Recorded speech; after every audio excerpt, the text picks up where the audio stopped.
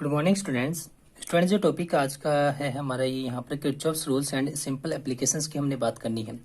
अब देखिए जो किरचॉफ्स रूल हमारे होंगे वो किस लिए यूज किए जाते हैं। उनको यूज किया जाता है बेसिकली सर्किट को एनालाइज करने के लिए या फिर सर्किट के अंदर जो आपका इसमें रेजिस्टेंस या करंट आपका या पोटेंशियल आपका है उनकी वैल्यूज को कैलकुलेट करने के लिए। ठीक, और इसकी एप्लीकेशंस हम देखेंगे डिफरेंट डिफरेंट सर्किट्स के लिए। अब जो आपके पास में किरचॉफ्स रूल्स होंगे वो होंगे आपके पास में दो। पहला रूल आपका होगा करंट लॉ और दूसरा आपके पास में रहेगा वोल्टेज लॉ। करंट लॉ को आप वहां पर फर्स्ट लॉ भी कह सकते हो या जंक्शन लॉ भी आप वहां पर उसको कह सकते हो। तो जो पहला हमने यहाँ पर पढ़ना है कौन सा पढ़ना है, हमने यहाँ पर करना है जंक्शन लॉ को। जंक्शन लॉ आप यहाँ पर पढ़ोगे या फिर आप इसे किरचॉफ्स करंट लॉ भी नाम दे सकते हो, केसीएल भी आप इसे बुला सकते हो। इसके लिए जो आपके पास में होगा, अगर आप कहते हो कि आपके पास में वहां पर कोई एक जंक्शन है, जंक्शन का मतलब जहां पर आपके दो या दो से ज्यादा आपके पास में क्या होते हैं कंडक्टर्स ज्वाइन आपके होते हैं। अगर आपका ये पहला कंडक्टर ले लिया जाए, कोई दूसरा कंडक्टर आपका यहाँ पर ले लिया जाए, तीसरा कंडक्टर अगर आपका ये यहाँ पर ले लिया जाए, इसी वजह से कोई कंडक्टर आपका यहाँ पर हो और कोई कंडक्टर आपका यहाँ पर ले लिया जाए। क्लियर है? जो कंडक्टर्स आपके यहाँ पर लिए गए हैं कुछ इस टाइप से आपने इनको लिया है।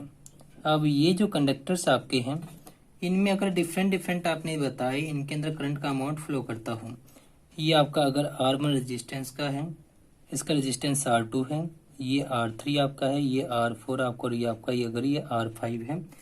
जो यहाँ पर करंट आपका है, करंट अगर मैं कहता हूँ कि इसका करंट आउटवर्ड I1 अगर आपका है और इसमें करंट आपके पास में इनवर्ड I2 आपका है और इसमें करंट आपका आउटवर्ड है जो करंट आपका I3 है और इसमें करंट आपका आउटवर्ड है जो करंट आपका I4 नाम दे दिया जाए और इसमें करंट आपका है इनवर्ड जिसे नाम दे दिया जाए I5 का।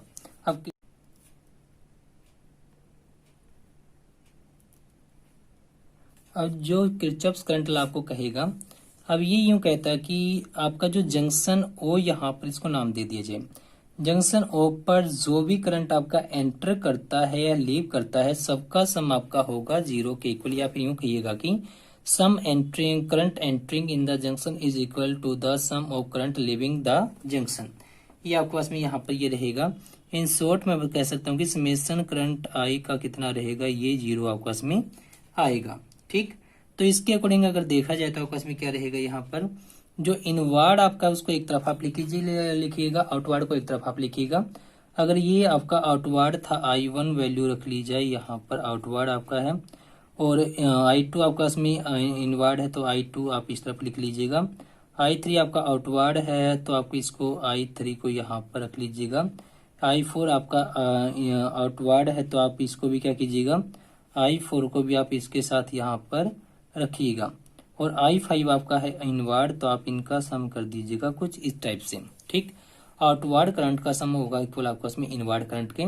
और यहाँ पर देखा जाए तो आपका इसमें क्या रहेगा, ये रहेगा I1 प्लस में I3 प्लस का I4 प्लस में आपका होगा ये यहाँ पर माइनस का ऑफ I2 प्लस में आपका ये होगा minus of I5 equal to zero. आपको यहाँ से ये मिल जाएगा। ओवरऑल देखा जाए तो समेशन ऑफ करंट आई आपको मिलेगा यहाँ से जीरो। ठीक, और आप यहाँ पर क्या कह सकते हो, जो करंट एंटर आपका करता है उसको आप पॉजिटिव ले लीजिएगा, जो करंट आपका लीव करता है उसको आप यहाँ पर नेगेटिव ले लीजिएगा। ठीक, और जो आप यहाँ पर या फिर यूं कहिएगा कि जो करंट आपका एंटर करता है उससे आप नेगेटिव मान सकते हो, जो करंट आपका लीव करता है उसको आप पॉजिटिव मान सकते हो। आप जो मर्जी चाहे आप साइन कन्वेंशन उसको यूज कर सकते हो। अब मुझे पता कि current I is equal to charge by time मेरा था, क्या वाई टी मेरा था। अगर मैं यहाँ पर देखूं तो मेरे पास में क्या है, I1 के लिए बन जाएगा Q1 वाई टाइम टी, अगर टाइम इक्वल ले लिया जाए ये बन जाएगा Q3 divide by time T और ये बन जाएगा Q4 divide by time T और ये बन जाएगा आपके पास में कितना प्लस का minus of Q2 divide by time T और ये बन जाएगा आपका minus of Q5 divide by time T is equal to zero. तो टाइम टी आपका कैंसिल आउट होकर आपको क्या देगा, charge Q1 plus charge Q2 3 plus charge Q4 is equal to charge Q2 plus में चार्ज Q5 अब आपको यहाँ पर मिल जाएगा। तो ये मुझे देखा जाए तो यहाँ पर क्या देता है, ये मुझे यहाँ पर देता है summation of charge is equal to 0, या फिर सिंपली आप कहिएगा कि law of conservation of charge हमें ये यहाँ पर देता है। ठीक, तो किरचॉफ्स करंट लॉ बेसिकली आपका किसके ऊपर बेस है, किरचॉफ्स करंट लॉ आपका बेस करता है वहां पर चार्ज कंजर्वेशन पर। अब जो सेकंड लॉ हमारा रहेगा किरचॉफ्स का, उसे आप नाम दोगे किरचॉफ्स लूप लॉ या फिर किरचॉफ्स वोल्टेज लॉ, भी आप इसको कह सकते हो, केबीएल भी आप इसे बुला सकते हो। अब ये क्या कहता है कि आपके पास में कोई भी सर्किट आपका अगर ले लिया जाए, क्लोज सर्किट की आपके पास में बात होगी, और क्लोज सर्किट में जितने भी आपने वहां पर एलिमेंट्स लिए हैं, हर एक एलिमेंट के अक्रॉस जो भी आपका पोटेंशियल का ड्रॉप होता है, वो पोटेंशियल डिफरेंस जो आपके पास में बनता है, जो ड्रॉप बनता है, वो आपके पास में क्या होगा, उसका सम आपके पास में 0 बनेगा।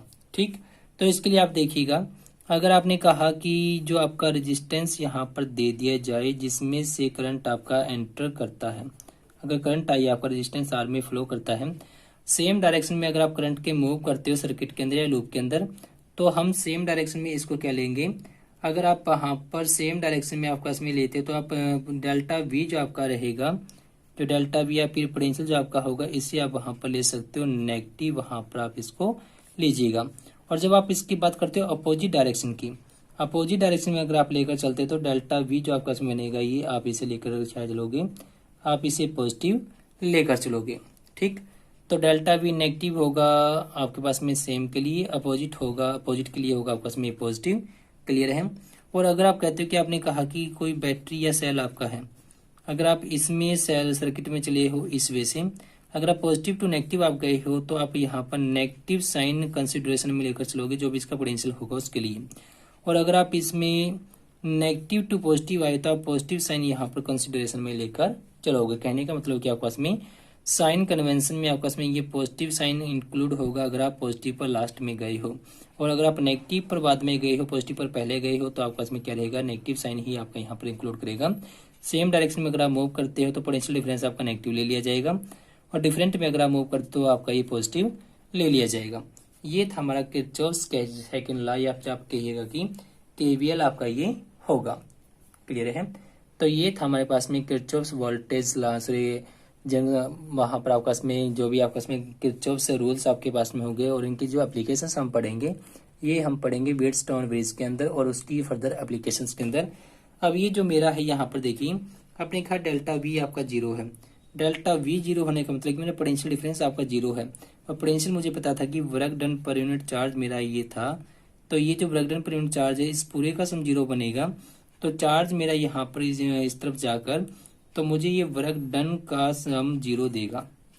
और अगर वर्क डन का सम 0 आता है, वर्क डन फॉर्म है एनर्जी की, तो ये मेरा किसके ऊपर बेस है, ये जो मेरा लॉ होगा या फिर किरचॉफ्स वोल्टेज लॉ का, उसमें एनर्जी कंजर्वेशन पर आपका ये बेस होता है। किस पर बेस होता है, एनर्जी कंजर्वेशन पर आपका ये बेस करेगा। क्लियर है। Thank you.